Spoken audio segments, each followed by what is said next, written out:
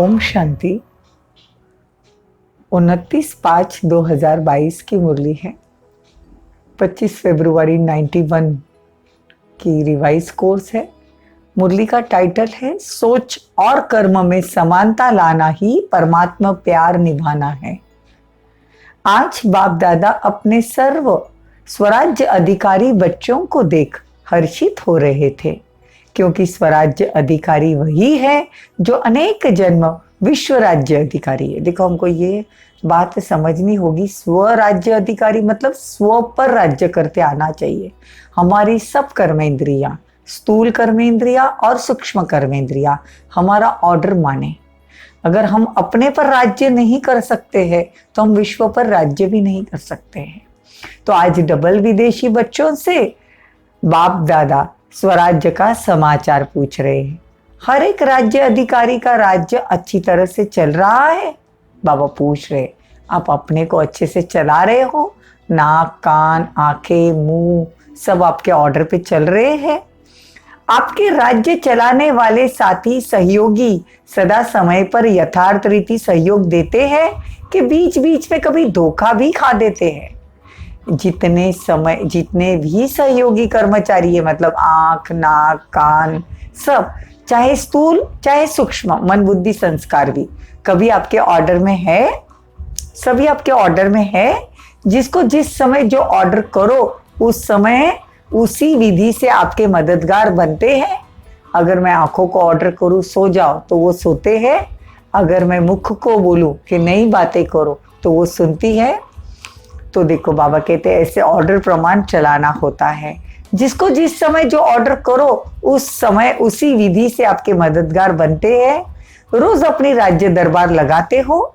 राज्य कारोबारी की सभी 100% आज्ञाकारी, वफादार, एवर रेडी है। क्या हालचाल है? हमारे स्वराज्य का क्या हालचाल है? अच्छा है या बहुत अच्छा है या बहुत बहुत अच्छा है? राज्य दरबार अच्छी तरह से सदा सफलतापूर्वक होती है या कभी कभी कर्मचारी हलचल में आ जाते हैं, कभी मुख हलचल में आ जाता है, कभी कान हलचल में आते हैं? तो बाबा कहते हैं कि हालचाल अच्छी तरह से जानते हो।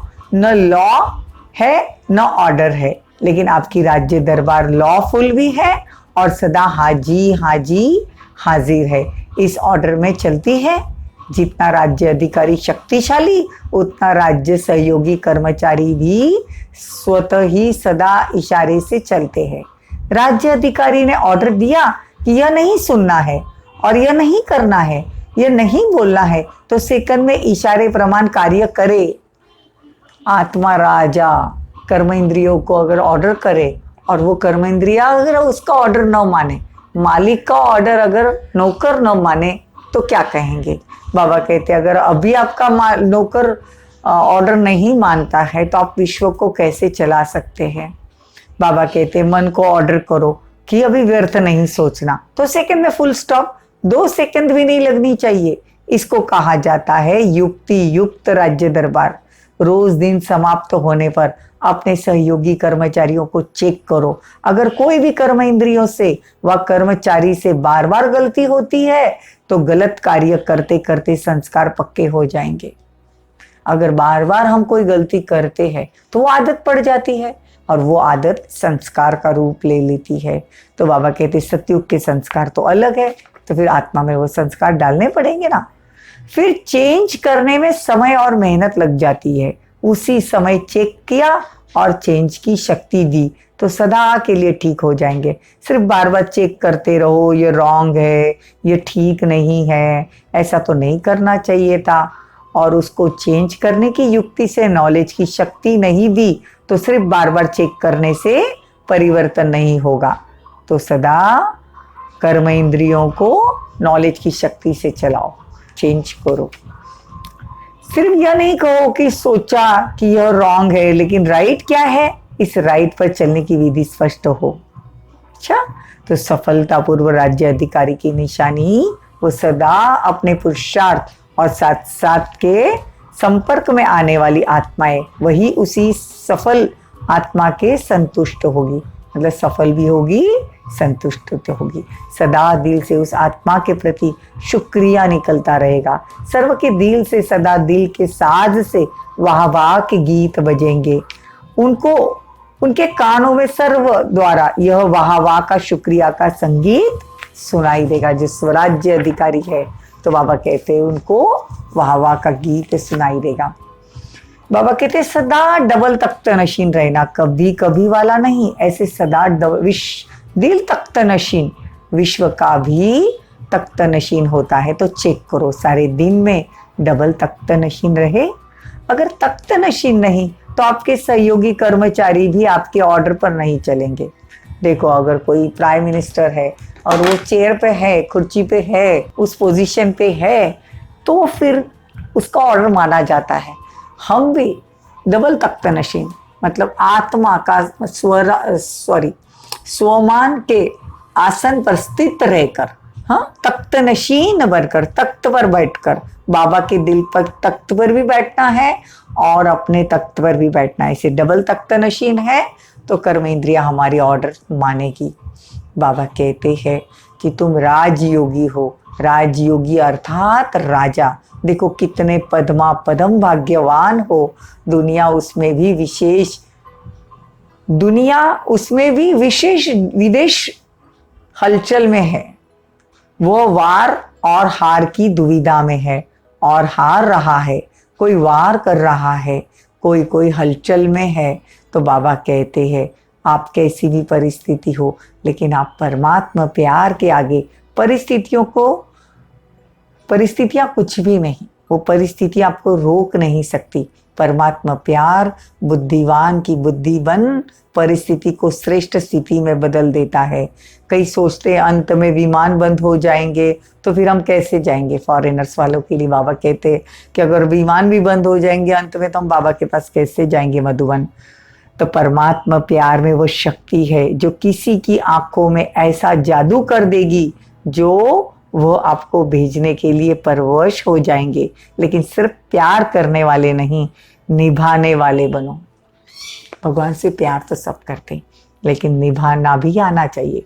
निभाने वाली आत्माओं से बाप का भी वायदा है, अंत तक हर समस्या को पार करने में प्रीति की रीत निभाते रहेंगे। कभी भी प्रीत करने वाले नहीं बनना, सदा निभाने वाले बनना। प्रीत करना अनेकों को आता है, लेकिन निभाना कोई को आता है। इसीलिए आप कोई में कोई हो। बाप दादा सदैव डबल विदेशी बच्चों को देख खुश होते हैं, क्योंकि हिम्मत से बाप की मदद के पात्र बन अनेक प्रकार की माया के बॉन्डेज और अनेक प्रकार की रीति रिवाज रस्म के बाउंड्री को पार करके पहुंच गए ना। यह हिम्मत भी कम नहीं है। हिम्मत सभी में अच्छी रखी है, चाहे नए हैं चाहे पुराने हैं, दोनों बैठे हैं ना। देखो बाबा कितना प्यार करते बच्चों से। डबल विदेशी विशेष पुरुषार्थ करते हैं और रूरिहान में भी कहते हैं 108 की माला में जरूर आएंगे। हर एक अपने अधिकार से कहते हैं मेरा बाबा। तो अधिकार भी पूरा है, फिर भी नंबर 1 क्यों? जो नंबर 1 होगा और नंबर 8 का होगा, दोनों में अंतर होगा ना। इतना अंतर क्यों पड़ता है?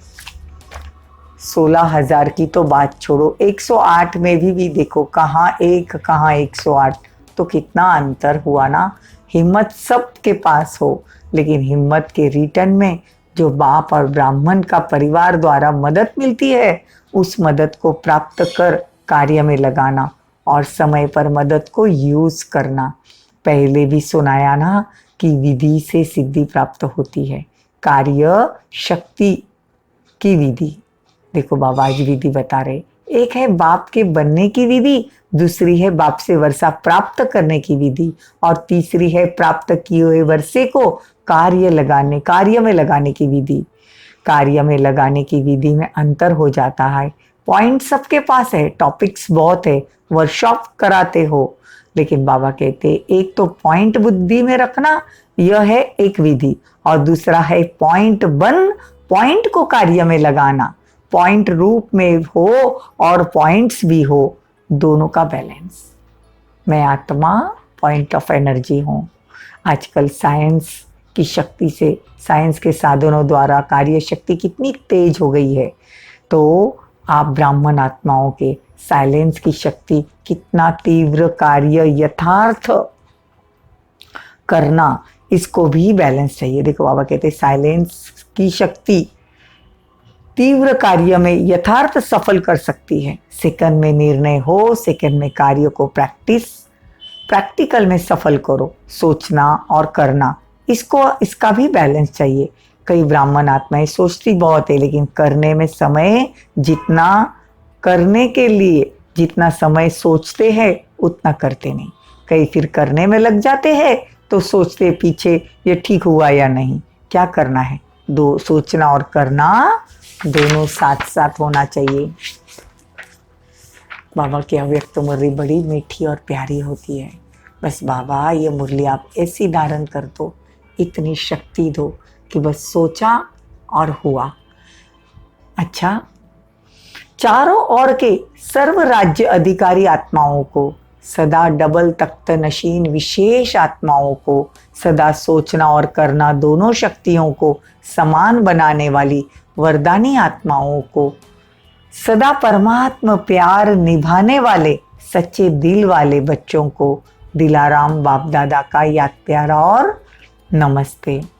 पार्टियों से मुलाकात, महाराष्ट्र वाले सामने बैठे हैं।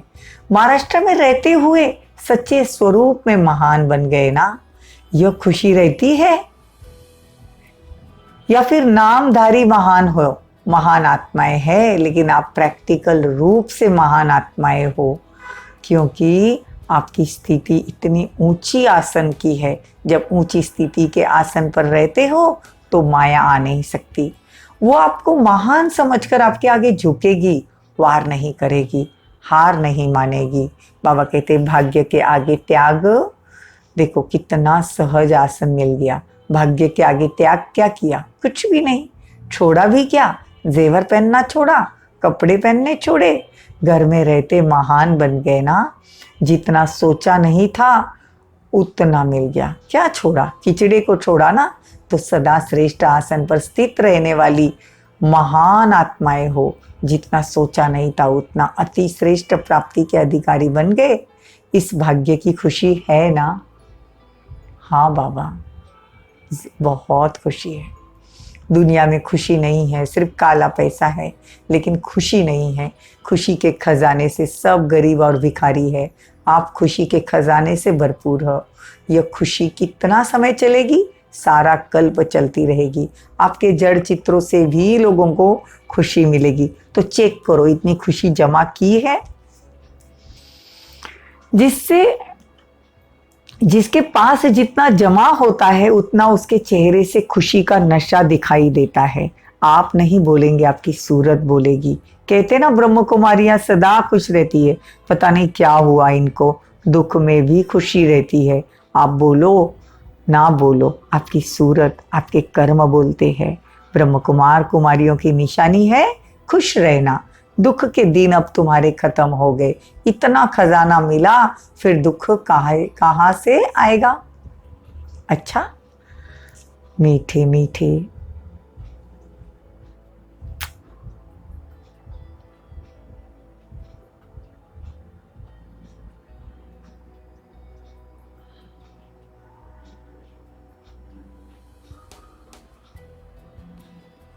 अच्छा, हम बाबा को याद प्यार देंगे। अच्छा, हम रूहानी बच्चों की, रूहानी माता पिता बाप दादा को याद प्यार, गुड मॉर्निंग, नमस्ते, थैंक यू, बहुत बहुत शुक्रिया। वरदान, संपूर्णता की स्थिति द्वारा प्रकृति को ऑर्डर करने वाले विश्व परिवर्तक भव। जब आप विश्व परिवर्तक आत्माएं संगठित रूप में संपन्न संपूर्ण स्थिति से विश्व परिवर्तन का संकल्प करेगी, तब यह प्रकृति संपूर्ण हलचल की डांस शुरू करेगी। वायु, धरती, समुद्र, जल, इनकी हलचल की सफाई करेगी। परंतु यह प्रकृति आपका ऑर्डर तब मानेगी जब पहले आप स्वयं सहयोगी, कर्म इंद्रिया, मन, बुद्धि, संस्कार आपका ऑर्डर मानेंगे। साथ साथ इतनी पावरफुल तपस्या की ऊंची स्थिति हो जो सबका एक साथ संकल्प हो परिवर्तन और प्रकृति हाजिर हो जाएगी। स्लोगन, आपके श्रेष्ठ भाग्य द्वारा सबका भाग्य बनाते सदा भगवान की स्मृति दिलाते रहो। ओम शांति। ओम शांति।